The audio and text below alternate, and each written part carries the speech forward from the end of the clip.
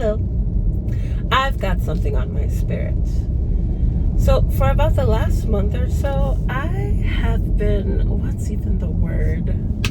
Transfixed, fixated, enamored, inspired, in love with Alolademi Asake.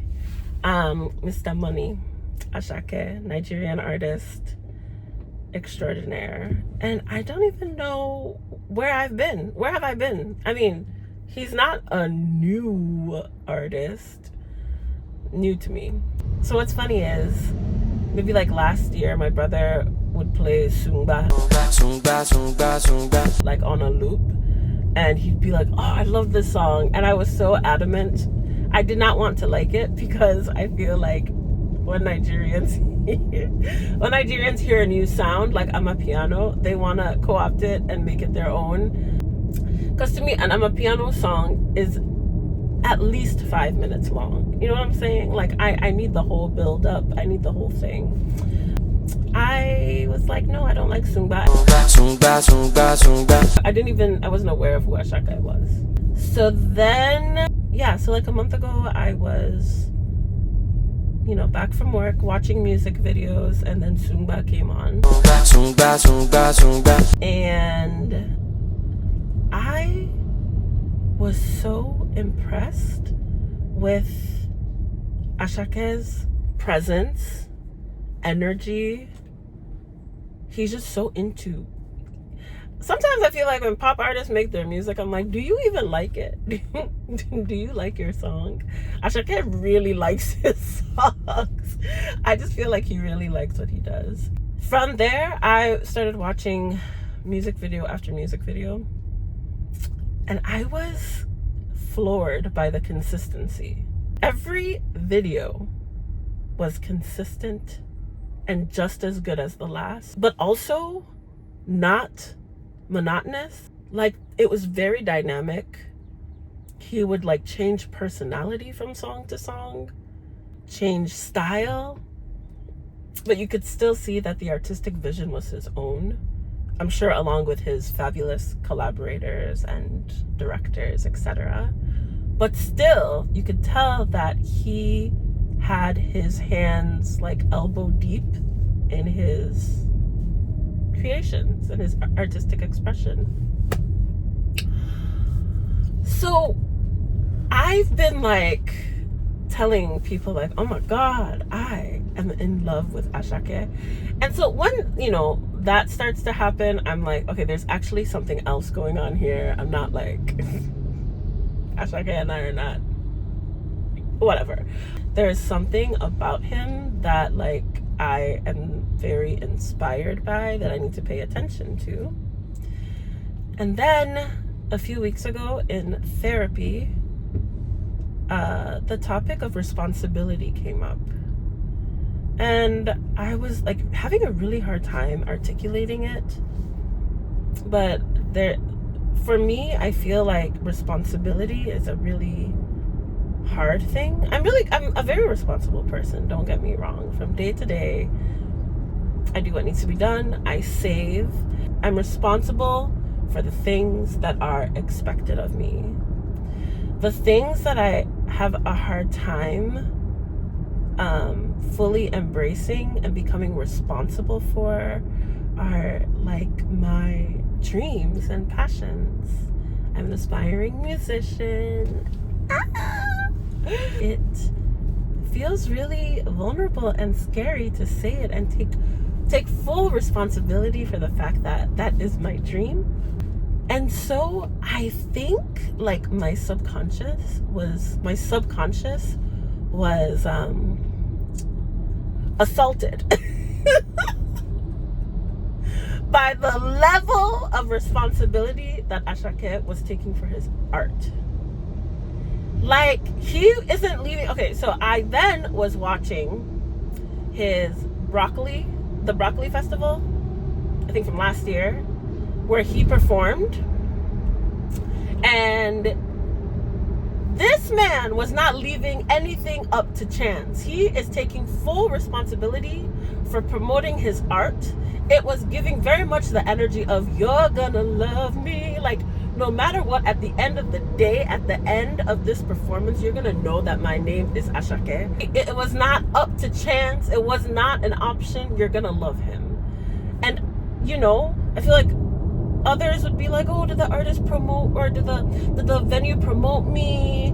I'm just gonna stand up on this stage and perform and look pretty, and hopefully they like it, and hopefully they resonate. No, this man, I'm driving, let me calm down. This man was in the audience.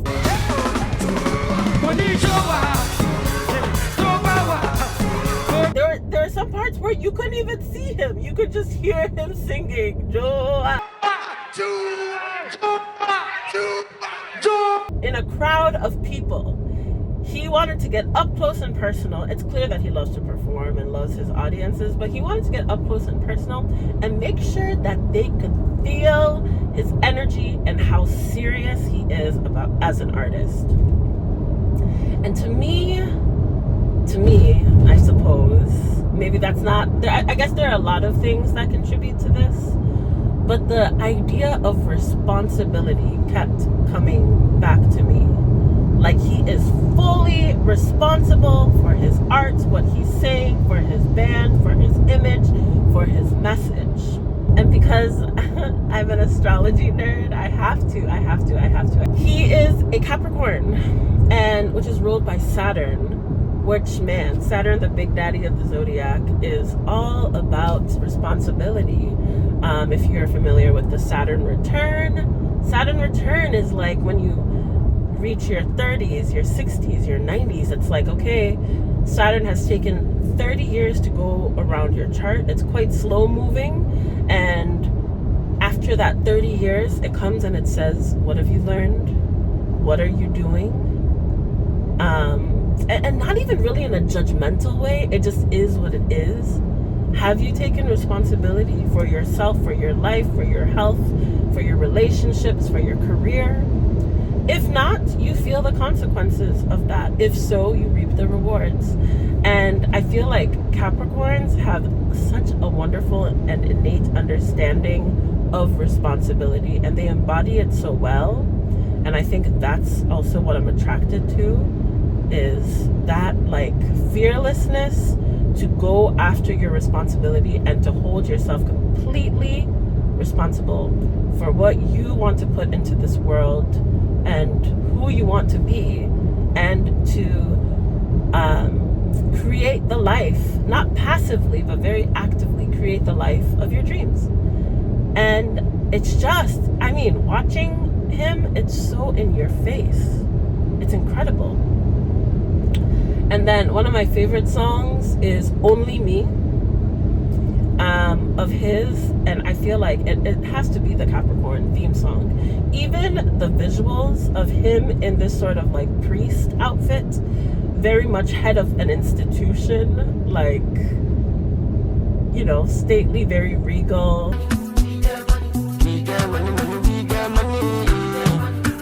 Saying we get money. And I think Capricorns are also known to be very successful, the Issa Raes, the Jeff Bezos of, if they don't see it, they're creating their own wealth. And I think money is we all have complicated relationships with money, but what money is a tangible symbol. With Capricorn being an earth sign, it's all about the tangible things that you can hold and you can see. And so when you're talking about success, what defines success is the tangible things. And so the opening hook of the song is, we get money, money, we get money, we get money, money, we get money.